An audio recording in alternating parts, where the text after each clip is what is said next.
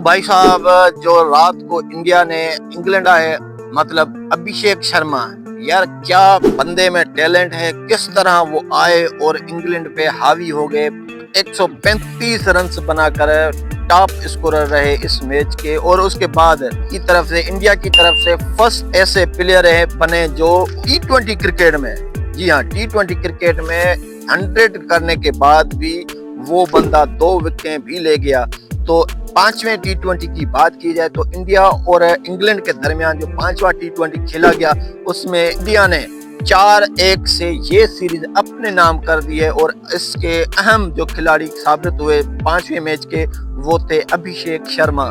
क्या बंदे का टैलेंट, सिर्फ 64 गेंदों पर 135 रन की शानदार इनिंग खेलकर अपनी टीम को मैच जितवा दिया।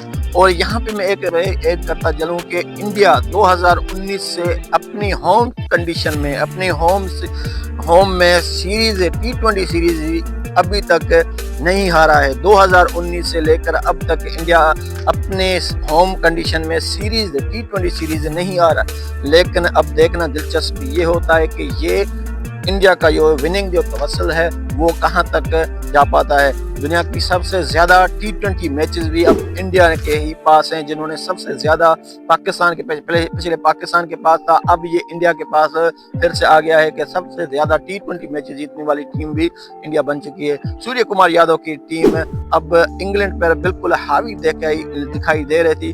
4-1 से यह सीरीज अपने नाम कर ली है टीम इंडिया ने। तो वेल प्लेड यंगस्टर इंडिया के तमाम बेहतरीन खेले इस T20 सीरीज में। अब T20 सीरीज के बाद ODI सीरीज की बारी है, जिसमें इंडिया के बड़े बड़े नाम भी शामिल होंगे। रोहित शर्मा, विराट कोहली, जसप्रीत बुमराह, मोहम्मद शमी की भी T20 स्क्वाड में शामिल और अब ODI स्क्वाड में भी शामिल हो चुके हैं।